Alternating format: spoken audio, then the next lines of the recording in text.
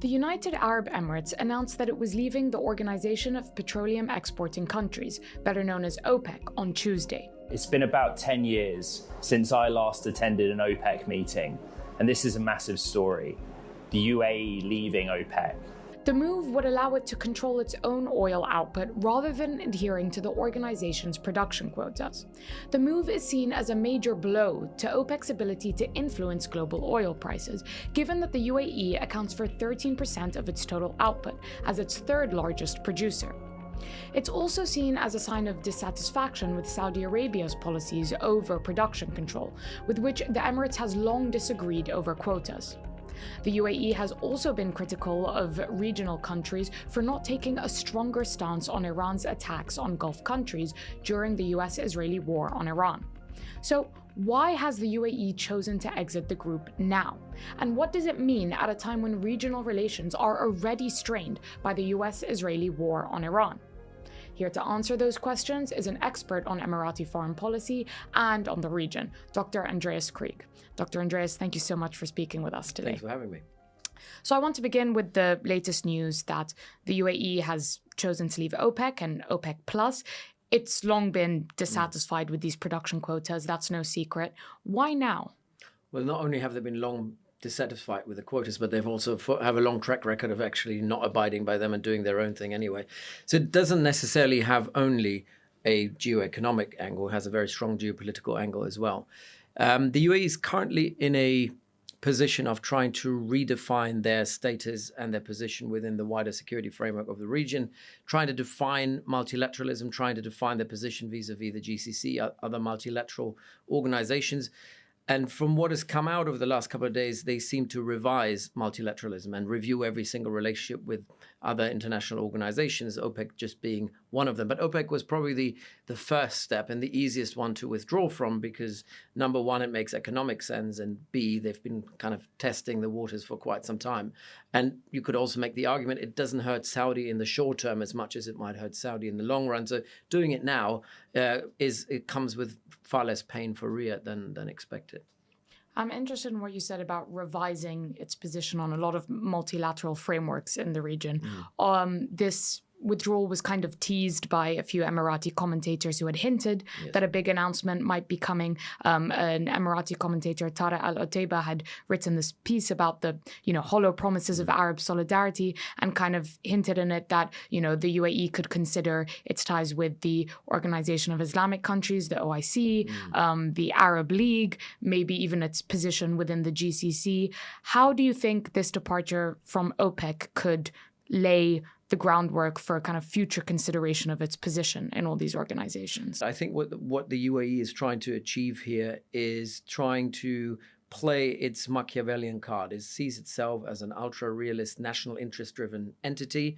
Especially Abu Dhabi has always been about what serves our interest. And when win-win serves us, then we pursue a win-win. If it's zero-sum, we'll pursue zero-sum. There's been a very long sort of history of what I call weaponized interdependence, where they create relationships when it suits their interest, but always in a way kind of skewed in their favor.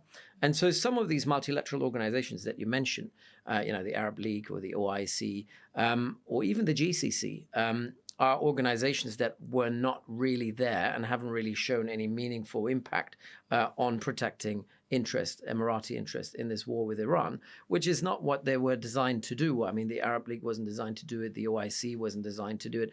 The GCC has a clear security angle. And I think when these announcements were made 2 days ago, where they were saying there's a big announcement coming tomorrow, I was thinking, oh my God, I hope they're not going to take a really radical step of reviewing their relationship with the GCC. So we haven't gone there. But, you could make the case that most of these multilateral organizations are talking shops anyway.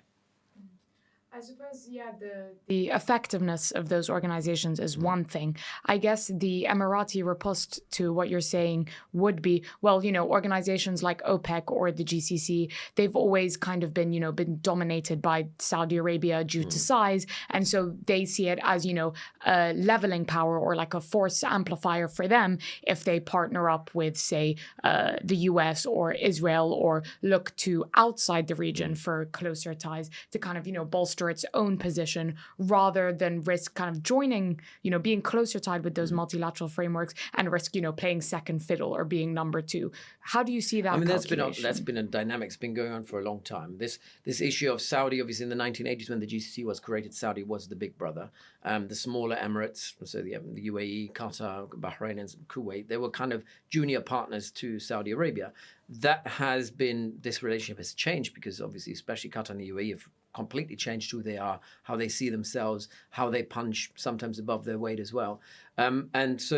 But the countries have found a different way of kind of reimagining that relationship. The Emiratis always try to find a way to create more autonomy, more sovereignty away from Saudi Arabia, even at the expense of Saudi Arabia. The difference here is the countries see themselves as a small state and they're quite happy to be a small state, while the Emiratis have the ambition of being a middle power on par with Saudi Arabia. So they see this competition with Saudi Arabia as something they can actually pursue and potentially win. The Abraham Accords are also part of that. The Abraham Accords were a way of creating a potentially multilateral framework that the Emiratis control. One reason, by the way, why the Saudis will never join the Abraham Accords, they might normalize with Israel, but they will never join the Abraham Accords because they're ultimately an Emirati entity and they would become subservient to the Emiratis. So it's that sort of competition that's at the heart of also the decision of getting out of OPEC, of saying we want to make our own sovereign decisions, and we, at this current moment of friction with Saudi Arabia, we can't afford following Riyadh. As you know, that competition is taking place in economic arenas, in the diplomatic sphere, as you say, kind of the Abraham Accords trying to maneuver its own realm of influence away from Saudi policy. Both have also notoriously kind of competed for the affections of the Trump administration, offering investments and so on. We know that recently the United Arab Emirates requested this currency swap line with the US, less out of arguably a financial need than to kind of signal political closeness. And, the Treasury Secretary so far has responded relatively positively to that request.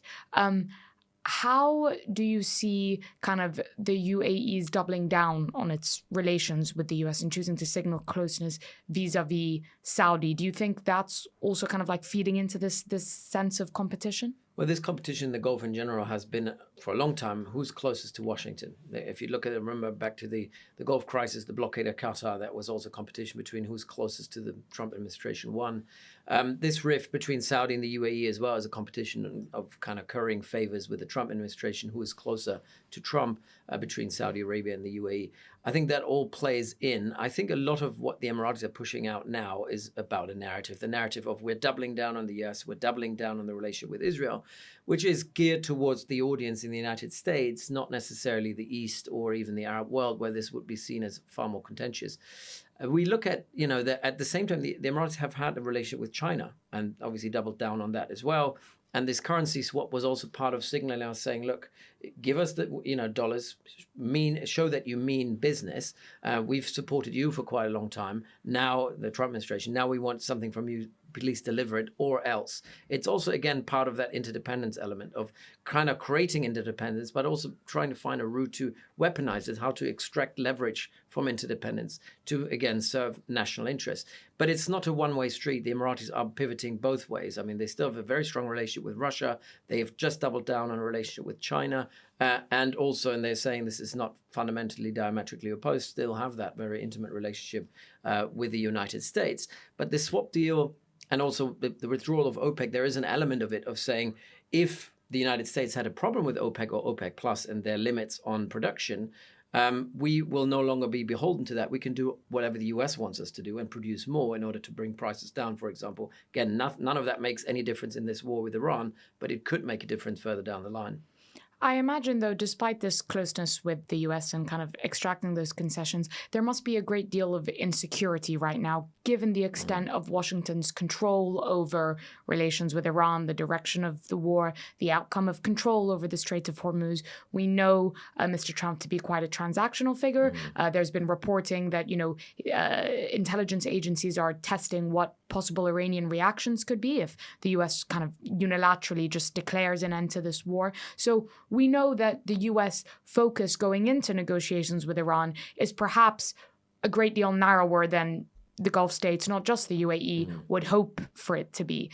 Is there this insecurity that, Trump's attention span, Washington's demands could really fall short of what the UAE and its neighbors have hoped for?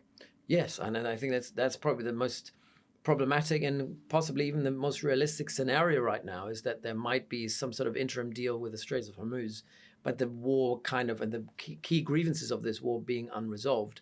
Obviously, the worst case scenario being that the Straits of Hormuz stays closed as well, or being highly degraded in terms of the flow that is required to keep it viable. And Trump just walking away from this problem and leaving the GCC to its own devices. So again, the UAE have been trying to use that leverage that they might have had with Washington to get their way. The problem with the transactionalism of the Trump administration, that's a problem for all the GCC states, is the fact that it's a very poorly designed transactionalism when the guy that you're trying to create a transactional relationship with, Trump, is irresponsive and doesn't keep his side of the bargain. Right? He took the $3.6 trillion that were given by GCC countries collectively to Trump. But he's not actually delivering anything. He wasn't listening to any of the warnings. The problem now is that the UAE kind of going onto a different direction. They're saying everything has to be revised, including our sort of held assumptions about Iran. And maybe the war actually has to continue for us to actually finish the job, which I find a kind of highly problematic statement and, in my opinion, far removed from reality, because I don't think there is a military solution to it. All of the Gulf states' economic models have taken a hit throughout this war, that image of stability really being threatened by missile attacks from Iran.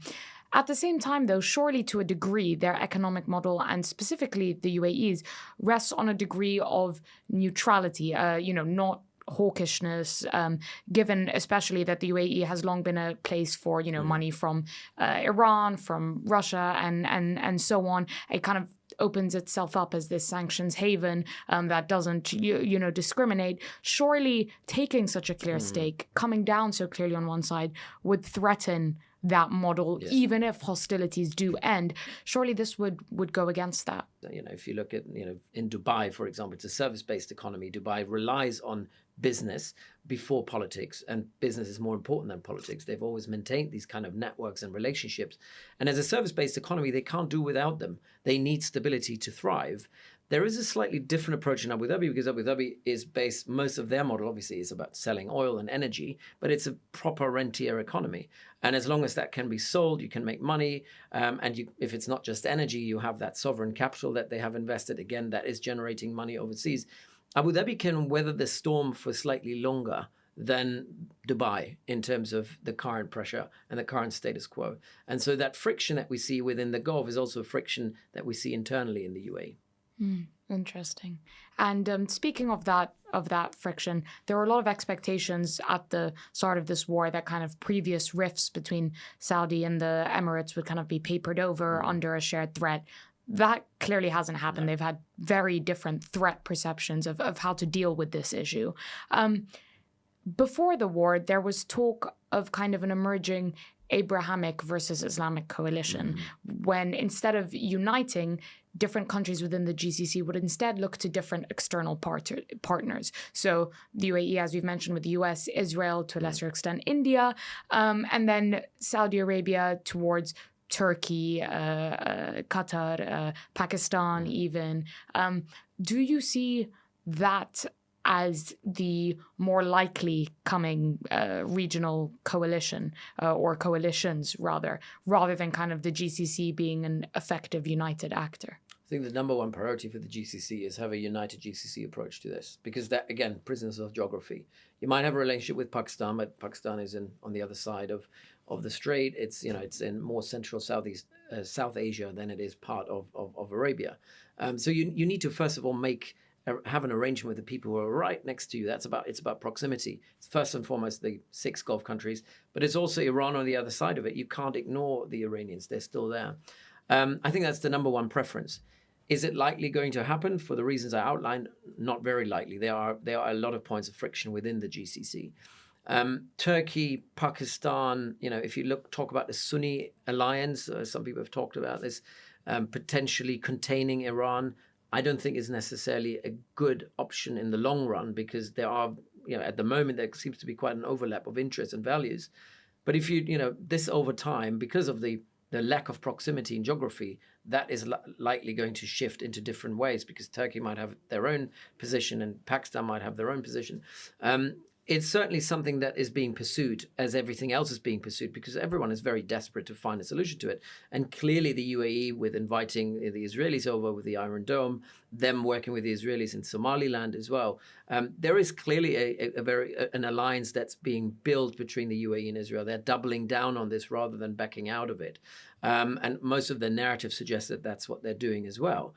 I just can't see, I don't think it's a smart idea from an Abu Dhabi point of view to doubling down on a relationship with a country such as Netanyahu's Israel in particular, when you do have a potential much more resolute, more robust sort of relationship with your neighbors right next door, who you share the religion with, the border with, the family with, the tribes with, the language with. But it certainly looks like this on the surface.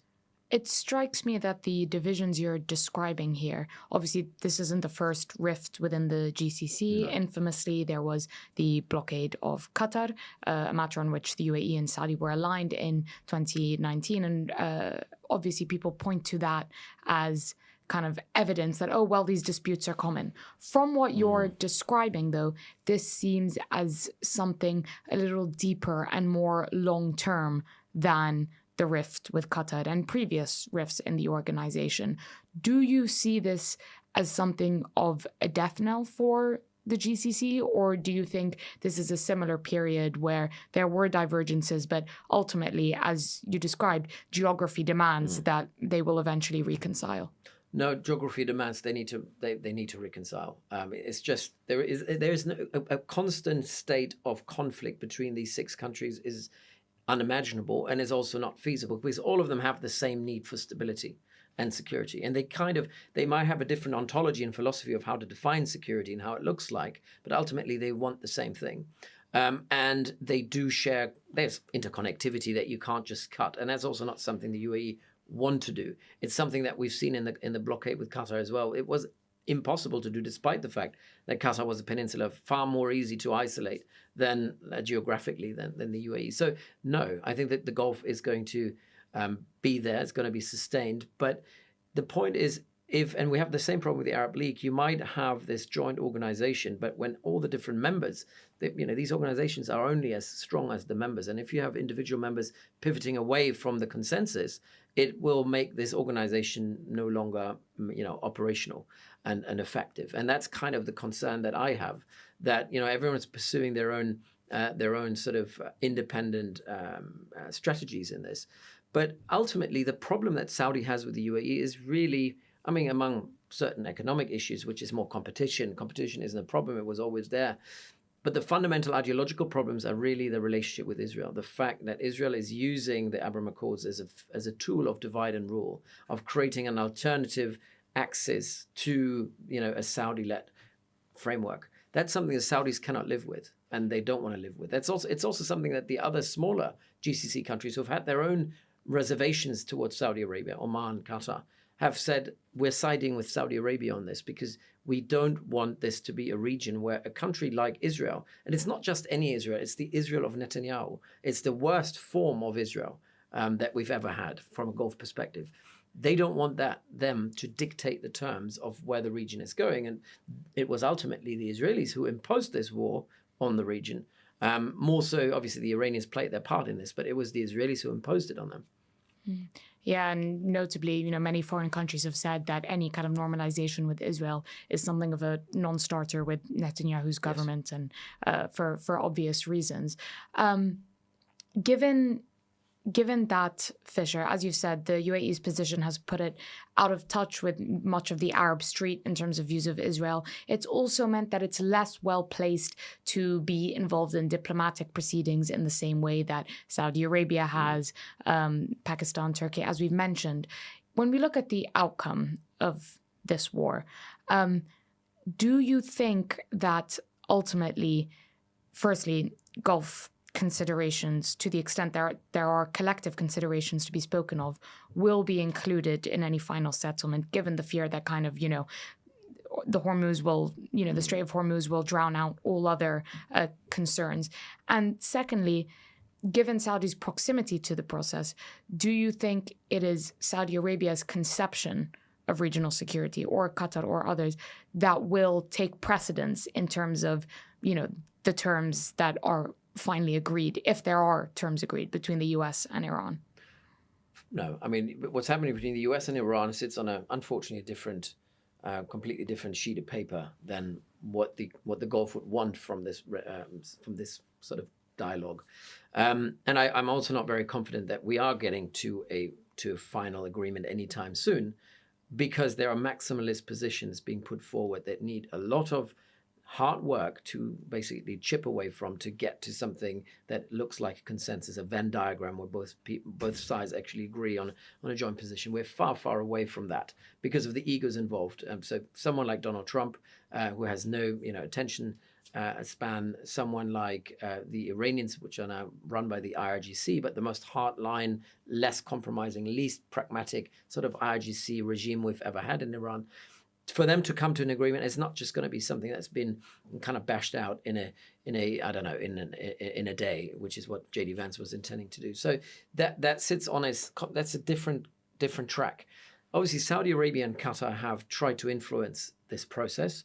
They've been present in Islamabad. They've been able to speak to the various parties, trying to bring them together. A lot of back channel talks have happened before these talks in Islamabad actually happened.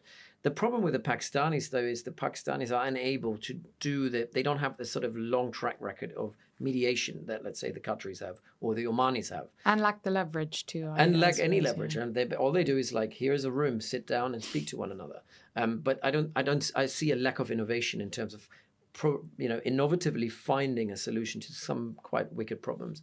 And so we might see this whole process pivoting back to the Gulf eventually, when Qatar and Oman are ready to play a role in this and end up being invited to do so.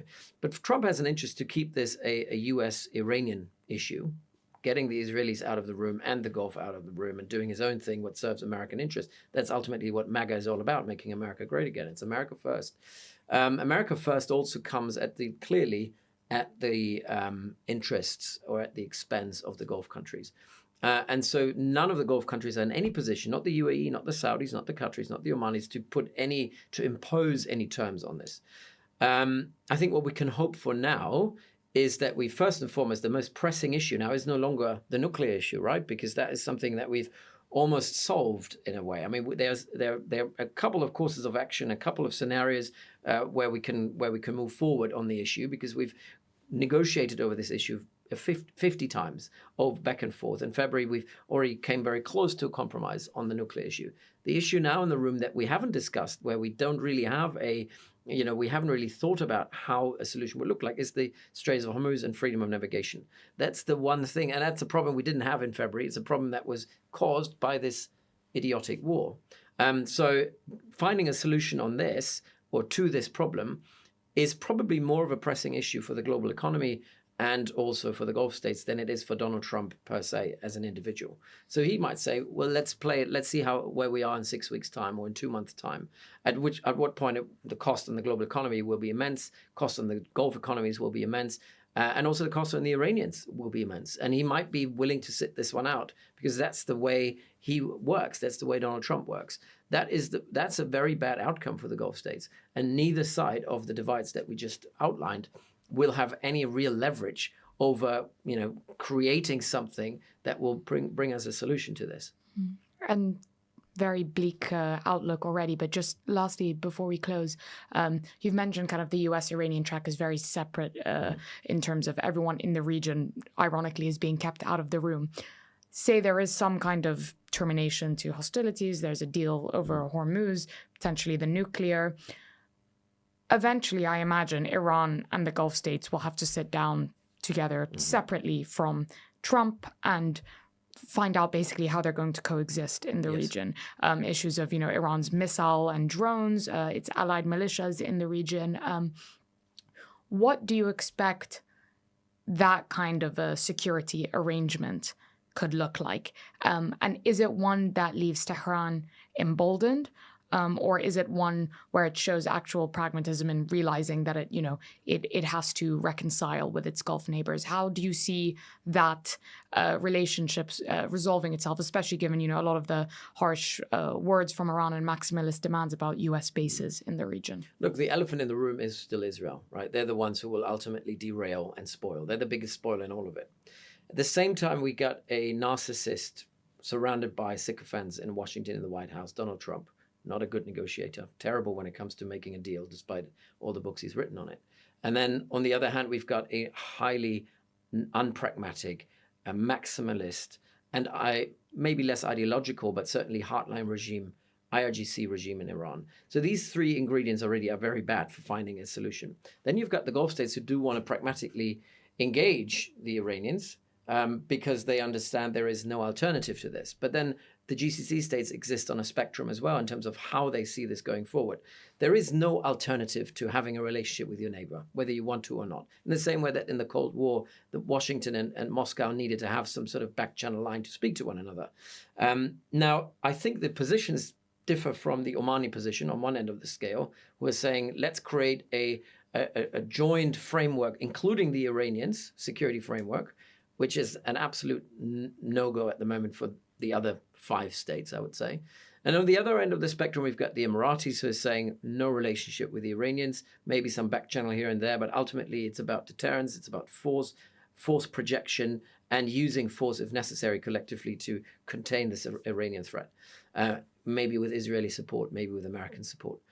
And then you've got Qatar and Saudi somewhat in the middle, and I mentioned the two of them because they are actually working together. They're the only ones who are actually currently trying to build an off-ramp, trying to find a solution to this, taking into account Iranian aggression, but also taking account Israeli aggression and trying to find a middle road and being quite active about it and using all their networks. Kuwait and Bahrain, unfortunately, are not playing any role. And Bahrain is also very maximalist in their position, probably close aligned with the Emirati position. But then again, Bahrain is so small that it is insignificant in that wider scheme of things. And Kuwait being entirely passive, despite the fact that they've been really hard hit by this war. And so if you see all that spectrum, it shows you how complicated it's going to be to find a GCC position. And just to go back to what happened yesterday in Jeddah, where you had this extraordinary GCC summit, the Omanis didn't show up. The Emiratis sent the second guard. It seemed to have lacked the ability to convene. Actually, the Saudis showed a lack of ability to convene the necessary people. So it's going to be a long process, and I don't think there are going to be any easy solutions. Yeah, and certainly if a threat and a crisis of this magnitude doesn't have that convening and conciliatory power, I wonder what will. Dr. Andreas Krieg, thank you so much for speaking to us today. It's been a pleasure. Pleasure.